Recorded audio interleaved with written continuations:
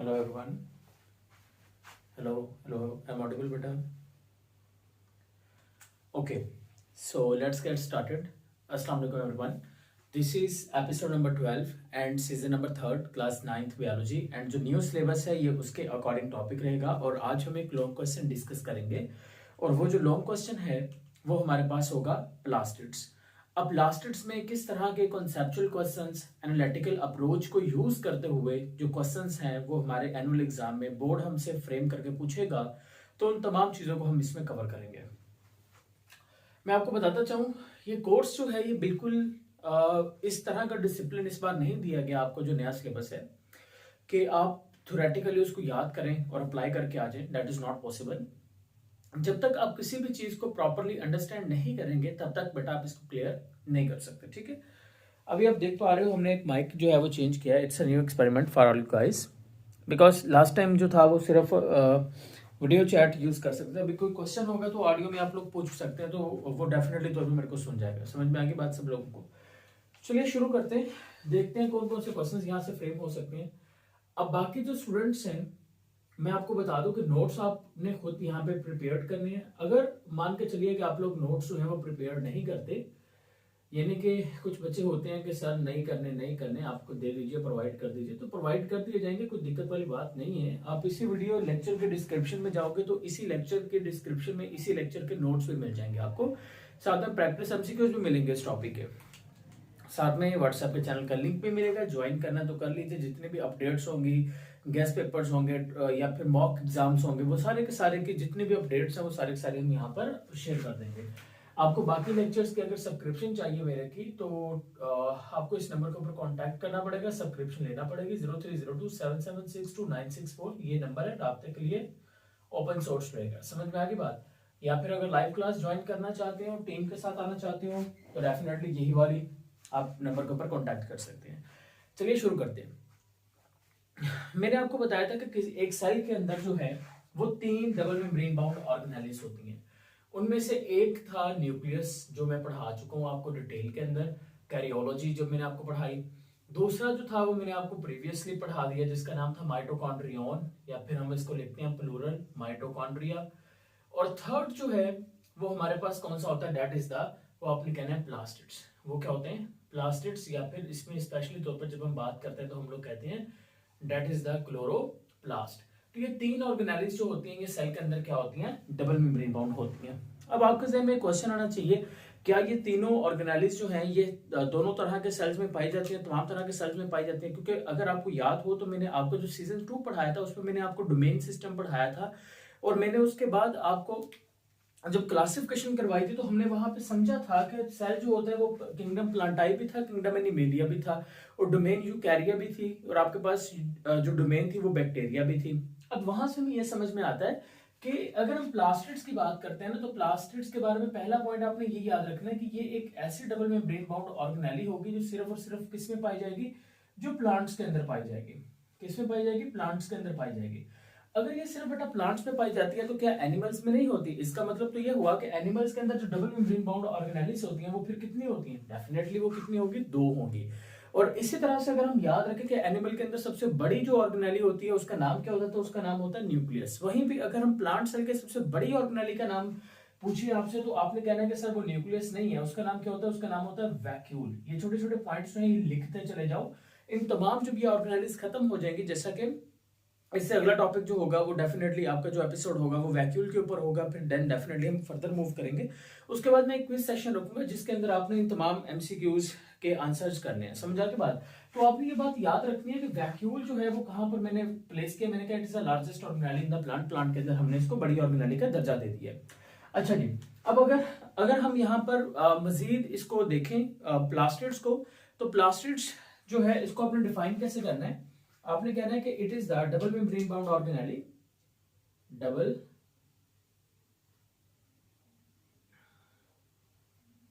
मैं थोड़ा स्पीड से लिखूंगा, double membrane bound organelle, double membrane bound organelle. बेटा अगर किसी को अपने माइक ऑन करना होगा ना तो आप एडमिन से परमिशन ले लीजिएगा, ठीक है? Double membrane bound organelle that are present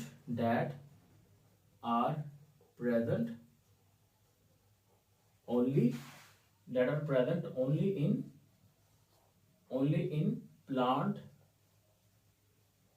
cells is known as a plastids. ठीक होगी बात. प्लास्टिड्स 3 तरह के होते हैं, 3 टाइप्स के होते हैं. एक को नाम दोगे क्लोरोप्लास्ट, एक को नाम दोगे क्रोमोप्लास्ट और तीसरे को नाम दोगे लिकोप्लास्ट. अब लेट्स सपोज दैट मैं ना आपसे कुछ क्वेश्चंस पूछ लेता हूं. पहला क्वेश्चन, आपने हरी मिर्च देखी होगी, राइट ना? उसके बाद उसको सुखाएं, धूप में रखें तो वो लाल मिर्च में चेंज हो जाती है, जो आप लोग बाजारों से लेके आते हो. वो बनती ऐसे ही है. तो वो जो रेड कलर है उसका, वो रेड कलर किस वजह से होता है? ऐसी कौन सी चीज है जो उसको रेड कलर दे रही है? आपको गुलाब का फूल किसी ने दे दिया गलती से, आप वहीं पे देखोगे कि गुलाब का फूल, आपने वहां पे कंफ्यूज नहीं होना. वहां पे ये नहीं सोचना कि इसने मेरे को दे दिया, वाह, नो. अब ये सोचो कि गुलाब के फूल का लाल रंग किस वजह से है. आपको किसी ने सफेद कलर का फूल दे दिया, सूरजमुखी का फूल दे दिया, ये सोचो कि उसका वो कलर किस वजह से है. समझ में आई बात? तो आप जब इसके बारे में सोचना शुरू करेंगे तो आप एक ही पॉइंट के ऊपर पहुंचोगे, वो क्या है? पिगमेंट. क्या होगा? पिगमेंट. इसका मतलब ये हुआ कि प्लांट्स को जितने भी कलर प्रोवाइड किया जाता है वो कौन प्रोवाइड कर रहा है? वो पिगमेंट प्रोवाइड करते हैं. इसका मतलब ये हुआ कि मुझे यहाँ पे डेफिनेशन के अंदर क्या लिखना चाहिए? मुझे ये लिखना चाहिए कि it is a double membrane bound organelle and pigment containing organelle. तो इसकी अगर आपको कॉम्प्रिहेंसिव डेफिनेशन चाहिए तो आपको ये दोनों बातें लिखनी पड़ेंगी. इसको अमेंड करिए, अमेंड मतलब चेंज करिए. तो आप लिखोगे plastids are the double membrane bound and pigment containing organelle that is only present in the plant cell. समझ आ गई बात? तो इस तरह से आपने इसकी कॉम्प्रिहेंसिव डेफिनेशन जो है उसको अप्रोच कर लिया. अब ये जो प्लास्टिड्स हैं ये बनते कैसे हैं? तो देखो, एक होता है प्रोप्लास्टिड. प्रोप्लास्टिड बस इसके बारे में देख लो, याद रखना है रख लो, नहीं रखना तो ना रखो, बट लिख लो बुक में साइड पे. अब वो प्रोप्लास्टिड जो है वो पौधे के अंदर मौजूद है. अगर वो प्रोप्लास्टिड फॉर एग्जांपल पौधे के ऐसे हिस्से में मौजूद है जहां पे सनलाइट पड़ रही है, जहां पे सनलाइट में वो पार्ट एक्सपोज है, तो वो प्रोप्लास्टिड जो है वो चेंज हो जाएगा क्लोरोप्लास्ट के अंदर. लेकिन मान के चलिए अगर वो हिस्सा जो है वो सन में एक्सपोज नहीं है, विदाउट सनलाइट है, विदाउट सनलाइट है, तो वो जो आपके पास प्रोप्लास्टिड होगा वो चेंज हो जाएगा किसके अंदर? लिकोप्लास्ट के अंदर और क्रोमोप्लास्ट के अंदर. मतलब वो लिकोप्लास्ट में चेंज हो जाएगा. लिकोप्लास्ट, अब लिकोप्लास्ट जो होता है ना, ये इसके अंदर पिगमेंट नहीं होता, ये रूट्स के अंदर मौजूद होती हैं और ये फूड स्टोरेज का काम करेंगे. ये बस थोड़ा सा याद रखना है, इसको डिटेल में मैं पढ़ाऊंगा. तो आपको समझ में आ गया कि क्लोरोप्लास्ट कैसे बना है? ये प्लास्टिड ही, लेकिन दिक्कत यह है कि वो सनलाइट में एक्सपोज हो गया तो वो क्लोरोप्लास्ट में चेंज हो गया. अब लॉन्ग क्वेश्चन जो ज्यादातर पेपर में आएगा ना, वो किसके ऊपर पूछेंगे? वो हमारे से पूछेंगे क्लोरोप्लास्ट के ऊपर है. देखो नाम से पता चल रहा है क्लोरोप्लास्ट, मतलब क्लोरोफिल से रिगार्डिंग कुछ बात करेंगे हम लोग. तो आपने जब इसको एक्सप्लेन करना है तो आप कहोगे it is a double membrane, और यहां पर पिगमेंट कंटेनिंग ऑर्गेनेली लफ्ज नहीं यूज करना, ग्रीन पिगमेंट. क्योंकि पिगमेंट कंटेनिंग अगर ऑर्गेनेली यूज करूंगा ना तो पिगमेंट तो इसके अंदर भी मौजूद होता है, पिगमेंट इसके अंदर भी मौजूद होता है, लेकिन क्लोरोप्लास्ट की खासियत ये होती है कि इसमें पिगमेंट कौन सा होगा? इसमें होगा ग्रीन पिगमेंट. और क्रोमोप्लास्ट के अंदर other than green pigment, other than green pigment की बात करेंगे. मतलब जो ग्रीन कलर के पत्ते होते हैं वो तो किस वजह से होंगे? क्लोरोप्लास्ट की वजह से. लेकिन वो जो रेड कलर का फूल दिया गया और जो सूरजमुखी का फूल दिया गया, उसमें जो कलर होगा वो आपने याद रखना है कि वो अदर देन ग्रीन कलर है, वो क्रोमोप्लास्ट की वजह से होगा. समझ आ गई पूरी बात? ये बात आपने याद रखनी है. अच्छा, तो इसको हम कैसे डिफाइन करेंगे? आप इसको लिखोगे it is a double membrane and green pigment containing organelle. Double membrane and green pigment containing organelle that is present in plants, that is present in plants, उसको हम क्या नाम दे देंगे, उसको नाम दे देंगे क्लोरोप्लास्ट। क्लोरोप्लास्ट के उसके बाद स्ट्रक्चर के ऊपर आ जाइए, क्लोरोप्लास्ट के किसके ऊपर आ जाए, स्ट्रक्चर के ऊपर। अगर हम क्लोरोप्लास्ट के स्ट्रक्चर के ऊपर बात करें तो पहले स्ट्रक्चर बना लो डायग्राम, फिर समझ लो। तो क्लोरोप्लास्ट आपको कुछ ऐसे नजर आएगा, सीधे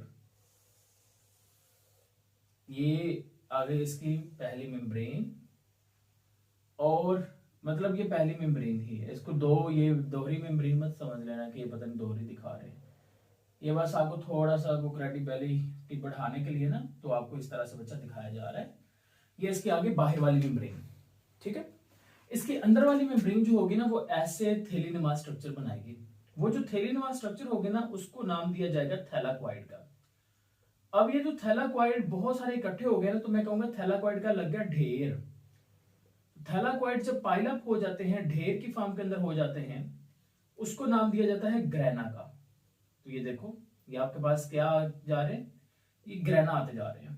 मतलब ये जो एक है, ये जो एक मैं ऐसे बना के दिखाऊंगा, इस एक का नाम क्या होगा, इस एक का नाम होगा थैलाक्वाइड। जब 25 से 50 के दरमियान थैलाक्वाइड का ऐसा ढेर लग जाएगा, तो ये जो पूरा स्ट्रक्चर है, ये वाला पूरा स्ट्रक्चर, इसको मैं नाम दूंगा ग्रेना का। क्या नाम दूंगा, ग्रेना का। अब ये भी ग्रेना है, ये भी ग्रेना, ये भी ग्रेना। ये ग्रेना जो होंगे ना, ये आपस में ऐसे नॉन ग्रीन पार्ट से अटैच होंगे। तो ये जो पोर्शन होगा, ये जो ग्रेना के दरमियान वाला होगा, इसका ये वर्ड यूज होगा इंटरग्रेना। इंटर का मतलब दरमियान, किसके दरमियान, ग्रेना के दरमियान। याद रखना, ये जो ग्रेना होता है ना, इसका जो कलर होता है, इसका कलर होता है ग्रीन। इसका कलर ग्रीन क्यों होता है, क्योंकि ग्रेना में पाया जाता है एक पिगमेंट जिसका नाम होता है क्लोरोफिल। अब इसका मतलब ये हुआ कि अगर यहाँ पे क्लोरोफिल पाया जा रहा है ना, अगर यहाँ पे ग्रेना में क्लोरोफिल पाया जा रहा है, तो इसका मतलब जो क्लोरोप्लास्ट है वो ग्रीन कलर दे रही है, वो क्लोरोफिल मौजूद है, तो क्या करेगी, डेफिनेटली क्लोरोप्लास्ट जो है वो किसमें इन्वॉल्व होगी, फोटोसिंथेसिस के अंदर।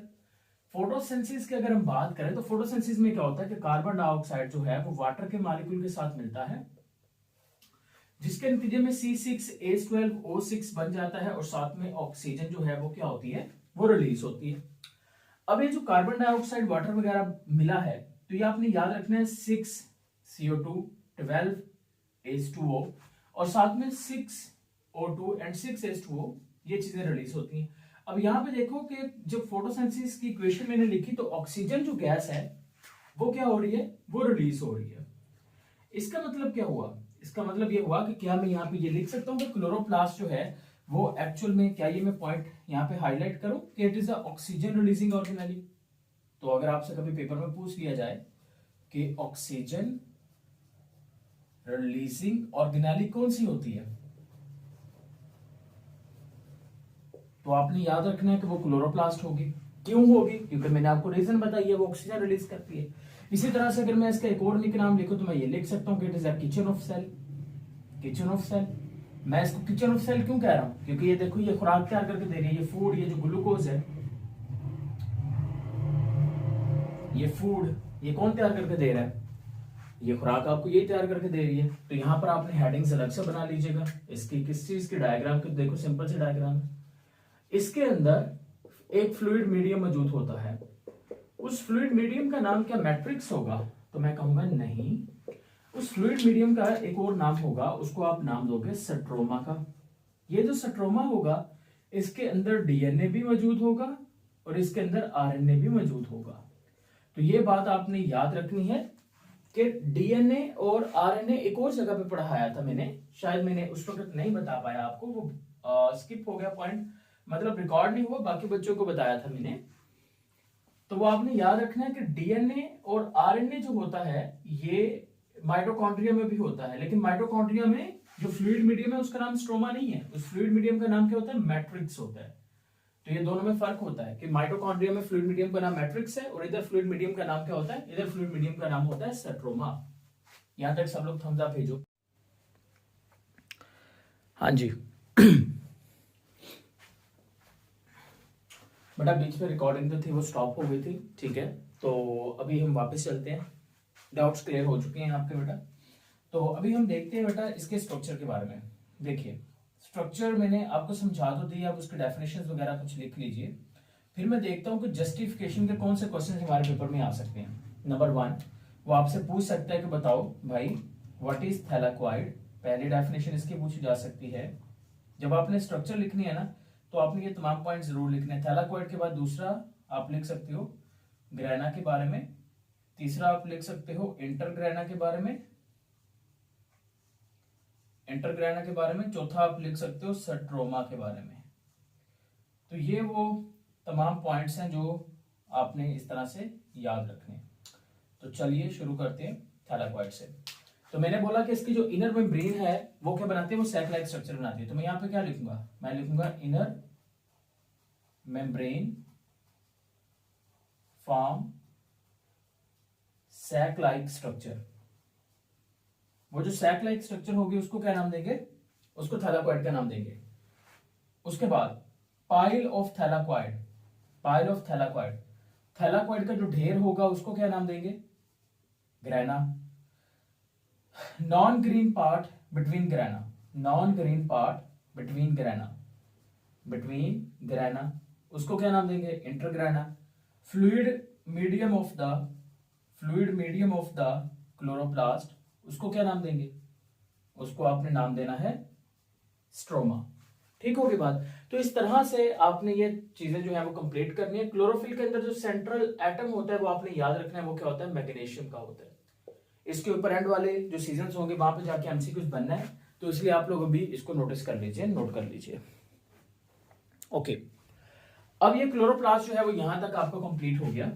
अब इसके बाद अगली जो हमारे पास टाइप है प्लास्टिड की उसको लिखते हैं, दैट वाज द क्रोमोप्लास्ट। बेटा क्रोमोप्लास्ट की अगर हम बात करें, क्रोमोप्लास्ट, तो क्रोमोप्लास्ट आपने याद रखना है कि ये भी पिगमेंट कंटेनिंग ऑर्गेनेली है। लेकिन जब हम इसकी बात करेंगे तो आपने कहना है कि पिगमेंट तो ये कंटेन करेगी, लेकिन क्या ग्रीन करेगी, नहीं, ग्रीन के अलावा आपने कहना है other than green pigment. Definition बाकी वही आएगी, other than green pigment. Green pigment के अलावा जो है वो किसके पास होंगे, वो इसी के पास होंगे। जो मैंने एग्जांपल में आपको दिए थे, जो मैंने आपको लाल मिर्च या फिर मैंने सूरजमुखी है, वो सारे एग्जांपल जो दिए हैं वो सारी इसी वजह से ही होती हैं। समझ में आ गई बात। अगर आपसे पूछा जाए कि इसका फायदा क्या है, तो आपने कहना है कि इसका एक फायदा होता है पॉलिनेशन के अंदर। पॉलिनेशन क्या होती है, पॉलिनेशन का मतलब ये होता है कि जो पोलन ग्रेन्स होते हैं, पोलन ग्रेन्स, वो पोलन ग्रेन्स बेटा एंथर से स्टिग्मा तक चले जाते हैं। वो पोलन ग्रेन्स एंथर से स्टिग्मा तक लेके जाने की जिम्मेदारी किसकी होती है, इंसेक्ट की। इंसेक्ट क्या करने आएगा प्लांट के ऊपर, वो आएगा उसको खूबसूरती को देख के, रस को चूसने के लिए। और वो जो खूबसूरत सा कलर दिया जा रहा है वो कौन प्रोवाइड कर रहा है, वो क्रोमोप्लास्ट प्रोवाइड कर रहा है। तो इसलिए क्रोमोप्लास्ट का जो रोल होता है वो क्या हो जाता है, वो काफी इंपॉर्टेंट हो जाता है। क्रोमोप्लास्ट के बाद जो तीसरी कैटेगरी आएगी दैट इज द लीकोप्लास्ट। तो लीकोप्लास्ट जो होते हैं ये आपने याद रखने हैं कि ये कहां पर होंगे, ये रूट्स के अंदर पाए जाते हैं। कहां पे पाए जाते हैं, रूट्स के अंदर पाए जाते हैं प्लांट्स के। अच्छा, आपने मुझसे एक क्वेश्चन पूछना चाहिए था बेटा, आपने पूछा नहीं। पूछा ना ये चाहिए था कि देखिए सर जो क्लोरोप्लास्ट है वो तो उसके अंदर क्लोरोफिल है, वो फोटोसिंथेसिस करता है। अब अगर हम एल्गी की बात करते हैं या फिर अगर हम साइनोबैक्टीरिया की बात करते हैं, क्योंकि मैंने ये आपको पढ़ाया था प्रीवियस सीजन के अंदर and I was expecting that कि आप लोग पूछोगे मुझसे। तो ये जो दोनों ऑर्गेनिजम्स हैं ये क्या करते हैं, ये तो फोटोसिंथेसिस करते हैं। अगर ये दोनों फोटोसिंथेसिस करते हैं इसका मतलब इसमें क्लोरोफिल है। अगर क्लोरोफिल है तो इसका मतलब तो ये हुआ ना कि बेटा कि इनके अंदर भी क्लोरोप्लास्ट होगा। लेकिन मेरे डेफिनेशन में ये लिखा है ये तो सिर्फ प्लांट में होते हैं। अगर ये सिर्फ प्लांट में होते हैं तो फिर इनमें फोटोसिंथेसिस कैसे होती होगी, है ना पॉइंट सोचने वाला। तो जल्दी से सोचो, तब तक मैं आपको ये करवाता हूं। तो आपने लीकोप्लास्ट के बारे में याद रखना, ये कहां पर होते हैं, these are present, plastids are present in plants, plastids are present in plants। ये plants root, plants roots and store food, and store food। इसका मतलब ये हुआ कि अगर कभी आप लोगों को मजबूरी में कुछ खाने को ना मिले और कुछ ऐसे कंडीशंस बन जाएं कि आपको खाना चाहिए हो, एनर्जी चाहिए हो, तो पत्तों को नहीं खाइएगा, क्योंकि पत्ते आप लोग हजम नहीं कर सकते। क्योंकि प्लांट के जो लीव्स होते हैं उनके अंदर होता है सेलुलोज, और सेलुलोज को डाइजेस्ट करने के लिए जो एंजाइम चाहिए वो होता है सेलुलेज, और सेलुलेज हमारी बॉडी में नहीं होता, हम उसको डाइजेस्ट नहीं कर सकेंगे। तो फिर आप क्या करो, आप उसकी खुदाई करके उसके जो जड़ें हैं वो इस्तेमाल कर सकते हो, सही है, खोद के उसके जड़ों को खा सकते हो। मतलब जड़ों का ऊपर वाला जो एपिडर्मल रीजन होगा वो रिमूव कर देना, बाकी को खा लेना, एनर्जी मिल जाएगी तुम्हें हैंडसम से। क्यों? क्योंकि उसके अंदर क्या मौजूद होगा, उसके अंदर फूड स्टोर होगी, और वो किस फॉर्म के अंदर होगी, वो स्टार्च की फॉर्म के अंदर स्टोर होगी, और स्टार्च हम लोग डाइजेस्ट कर सकते हैं। तो इसका मतलब ये हुआ कि अगर कभी जरूरत पड़े तो जड़ें खानी है, पत्ते वगैरह और शाखें खाने की जरूरत नहीं है, क्योंकि वहां पे आपको कुछ नहीं मिलेगा। क्योंकि हो सकता है कि आपको जहन में आए कि फोटोसिंथेसिस वहां पे हो रही है, ग्रीन कलर है तो वहां पे मिलेगा, नहीं, खुराक बनेगी जरूर यहीं पे, मतलब लीव्स के अंदर ही बनेगी, लेकिन इसको स्टोर कहां पे किया जाएगा, इसको स्टोर किया जाएगा रूट्स के अंदर, और वहां रूट्स के अंदर कौन स्टोर करेगा, ल्यूकोप्लास्ट। और जिस जगह पे खुराक स्टोर होती है ना, उस जगह को नाम देते हैं सिंक का। तो इसका मतलब अगर मैं आपसे कभी पूछ लूं कि जो सिंक वाला एरिया है उससे एसोसिएटेड ऑर्गेनेली कौन सी है, तो आप बोलोगे ल्यूकोप्लास्ट। अगर मैं बोलूंगा कि सोर्स वाला जो रीजन होता है, सोर्स का मतलब वो जगह जहां से फोटोसिंथेसिस हो रही है, तो मैं अगर पूछूं कि सोर्स वाला रीजन जो है वो उससे एसोसिएटेड ऑर्गेनेली का नाम क्या है, तो आपने कहना उससे एसोसिएटेड ऑर्गेनेली का नाम होगा क्लोरोप्लास्ट। क्लियर होगी बात? हाँ जी बच्चा, आप आंसर करिए, माइक ओपन करें इनका।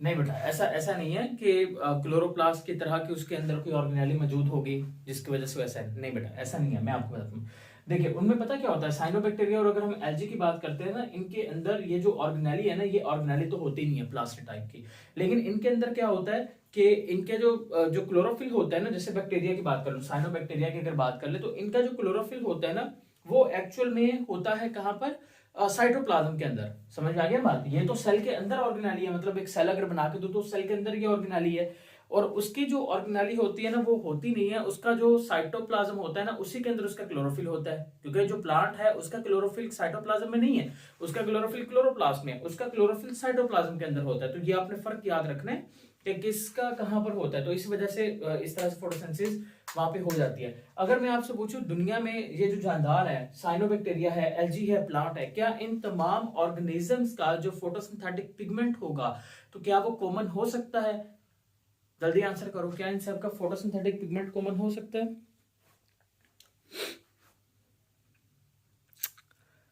गुड बेटा, नहीं हो पाएगा। इसकी मैं रीजन बता देता हूँ। रीजन ये है कि जो बैक्टीरिया होता है ना, बैक्टीरिया के अंदर जो क्लोरोफिल होता है उसको कहते हैं बैक्टीरियोफाइल।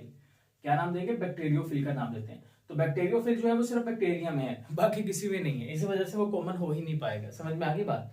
चलिए ठीक है बेटा, इस लेक्चर को मैं यहीं पे वाइंड अप कर रहा हूँ। आप लोग अपने असाइनमेंट शेयर करो जल्दी से मेरे साथ, और फिर अगली क्लास में हम लोग जाएंगे, और कोई क्वेश्चन वगैरह है बाकी पूछ लो। जो बच्चे हमारे साथ नए जुड़ेंगे, मतलब ऑनलाइन किसी तवस्सुत से आएंगे, तो मैं उनको बता दूं कि आप लोग जो हैं वो अपनी जल्दी से सब्सक्रिप्शन करवा लीजिए, और कोई भी क्वेश्चन होगा वो आपने उस नंबर के ऊपर पूछ लेना, इंशाल्लाह आपको जरूर आंसर किया जाएगा। Thank you so much. Video को लाइक करो, शेयर कर लो, और चैनल को ज्वाइन कर लो, करना चाहते हो, अच्छा लग रहा है तो डेफिनेटली तौर पर ज्वाइनिंग बनती है, अगर नहीं करना चाह रहे then it's your own choice. Okay, thank you so much and अल्लाह हाफिज़।